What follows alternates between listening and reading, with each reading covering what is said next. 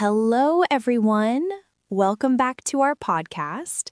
I am Lisa, and I am so happy to be here with you today.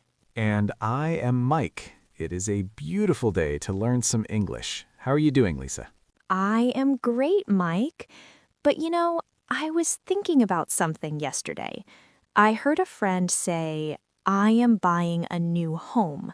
But then another friend said, I am looking for a big house. I got a little confused. Is there a big difference between a house and a home? That is a perfect question, Lisa. Many English learners have the same problem. They use these two words for the same thing, but they actually feel very different. Today, we are going to talk all about home versus house. I like that. It sounds simple, but I think there's a deep story behind it. You are right. This is important because using the right word helps you sound more natural. We want your English to be easy and clear. Like we always say here, English made simple. Yes, English made simple. So if you stay with us until the end of this episode, you will never be confused again. You will know exactly when to say house and when to say home. Exactly. Let's start with a story to help you see the picture. This is a story about two very different places. I am ready to listen. Let's go. Okay, imagine a man named Mr. Sterling. Mr. Sterling is very, very rich. He decided to build a massive house. Now, listen to that word, house. H-O-U-S-E, house. A house. So, Mike, when we say house, are we talking about the building? Yes, exactly. A house is a physical thing. It is made of bricks, wood, glass, and stone. Mr. Sterling's house was huge. It had 12 bedrooms, a big kitchen with expensive machines, and a very tall roof. It was a beautiful building. It was a perfect house. 12 bedrooms. That is a lot of cleaning. So if I see a building on the street, I should call it a house. Right. You buy a house. You build a house. You paint a house. It is an object. Mr. Sterling spent millions of dollars on his house, but Lisa, something was missing. The house was very cold. Not cold because of the weather, but cold because it was empty. No one laughed there. No one played there. It was just a big, expensive house. Oh, I understand. It was a building, but it did not feel warm. Exactly. Now, let's look at another person. Her name is Sarah. Sarah lives in a very small apartment in the city.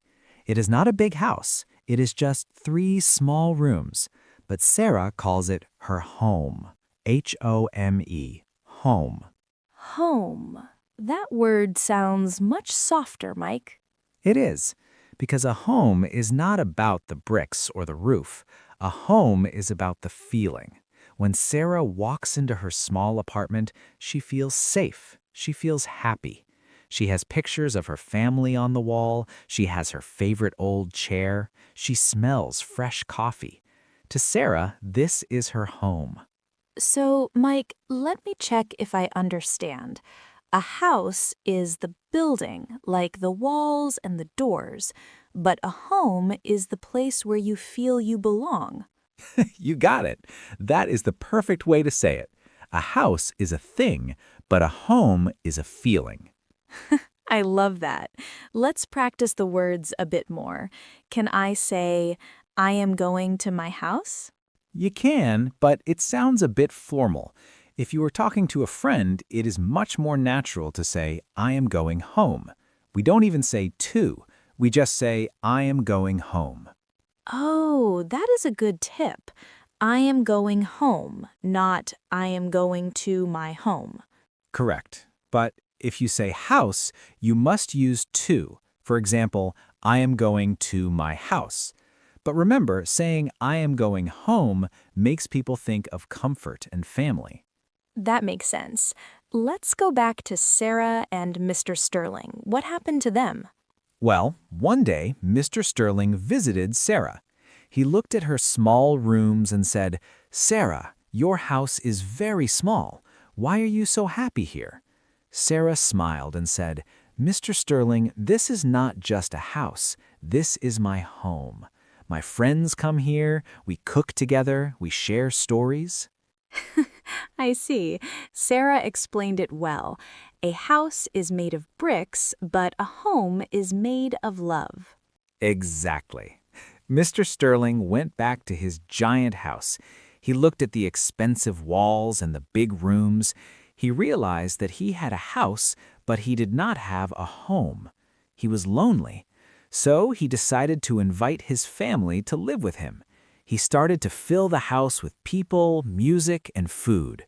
Slowly, his house started to feel like a home. That is a beautiful lesson, Mike. So, a house can become a home. Yes, every home starts as a house or an apartment, but you make it a home by living in it and loving it. Let's talk about some common phrases, Mike. I often hear the word homesick. What does that mean? Oh, that is a great one. Homesick. If you go to another country, or maybe you stay in a hotel for a long time, you might feel sad. You miss your bed, you miss your family, and you miss your city. That feeling is being homesick. You don't say house sick. You say homesick because you miss the feeling of your home. House sick sounds like the building is ill. So, homesick means I miss my home. What about housewarming? I heard that before. Ah, a housewarming party.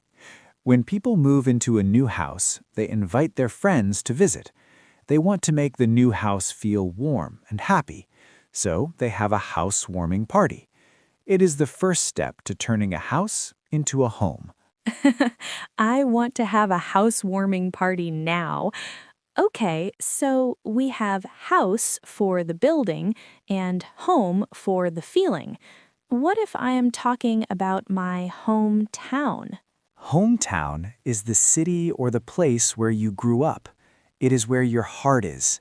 Even if you live in a new house in a new city, your hometown will always feel special.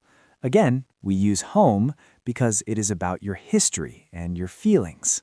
Mike, this is so clear now. Let me try some sentences to see if I am right. Go for it, Lisa. Okay, sentence number 1. I live in a blue house. Perfect. You are describing the color of the building. Sentence number 2. I feel at home when I am with my friends. Yes, excellent. You are talking about the feeling of comfort. You don't have to be in a building to feel at home. You can feel at home at the park or at the beach if you are happy there. Wow, so home can be a person or a place. In English, we often say that. You make me feel at home. It means you make me feel safe and relaxed. That is so supportive. I love how English uses these words to show emotion. It really does. So, for everyone listening, remember, Mr. Sterling had a house, but Sarah had a home. You can buy a house, but you cannot buy a home. You have to create a home. That is a great summary, Mike. I think our listeners now understand the difference very well. A house is the structure. The house has a roof, walls, and a floor. A home is the spirit inside the house. Exactly. Let's look at the words one more time to make sure everyone remembers. House. House. House. Say it with me, Lisa. House. And home. Home. Home. Home. Perfect. Now let's think about some key takeaways for today. Yes, let's wrap this up with some simple rules for our friends. Rule number 1. Use house when you talk about the building, the architecture, or the price. Example, that is a big house. Or, I need to fix the roof of my house. Rule number 2, use home when you talk about your personal space, your family, or your feelings. Example, I am tired. I want to go home. Or welcome to my home. Rule number 3, remember the phrases. Homesick means you miss your home. A housewarming party is a party for a new house, and hometown is where you are from. And rule number 4, you go home. You don't go to home, but you do go to your house. You are a pro now, Lisa. I am so proud of you. Thank you, Mike. Learning these small differences really helps. It makes me feel more confident when I speak. And that is what we want for everyone. Don't be afraid to make mistakes. Just keep practicing. Every story you hear helps you get better. That is right. Thank you so much for joining us today. We hope you enjoyed the story of Mr. Sterling and Sarah. Remember, your English journey is like building a home. It takes time, but it is worth it. Well said, Lisa. Learn English one story at a time. Before we go, please don't forget to subscribe to our podcast. We have many more stories for you. We want to help you learn English in a cozy and fun way. Yes, join us next time for more English Made Simple. See you soon. Goodbye, everyone. See you in the next episode. Bye-bye.